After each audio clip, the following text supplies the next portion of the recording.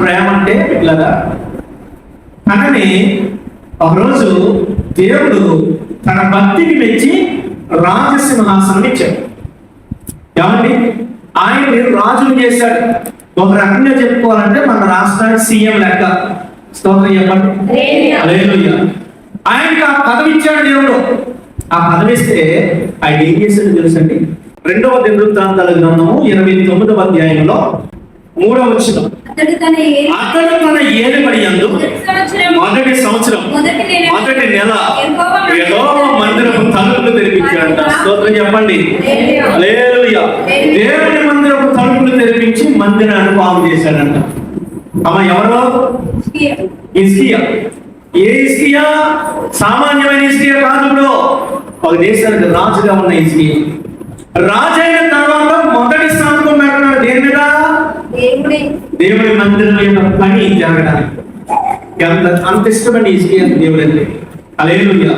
మరి హిజ్కియాకు దేవుడు అంటే అంత ఇష్టం, అంత ప్రేమ. ఆ మందిరపు తలుపులు మూయబడినప్పుడు హిజ్కియా ప్రాణం అల్లాడిపోయింది. అటు చెప్తామంటే రాజు కడి చెప్తే ప్రాణాలు పోతాయి. హల్లెలూయా. అటు చెప్పలేని పరిస్థితి.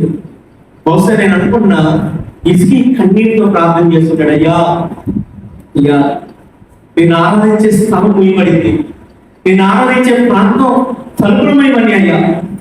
అయ్యా ఒకవేళ నాకు గంట అవకాశం ఇస్తే మొదటి పని ఇదే చేస్తాను. చెప్పండి.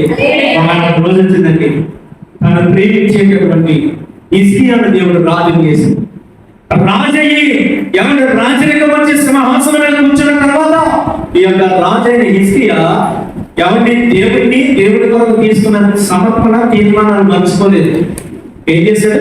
మొదటి నెల మొదటి సంవత్సరం హల్లెలూయా దేవుడి మందిరం తలుపులు తెరిపించి మందిరాన్ని బాగు చేయించి శుభ్రం చేయించాడంట. స్తోత్రం చెప్తామా? ఎక్కడికి చెప్తామా? హల్లెలూయా. మన దేవుని ఇంత ప్రేమించినటువంటి హిజ్కియా జీవితంలో దేవుడు ఏం చేశాడు తెలుసా?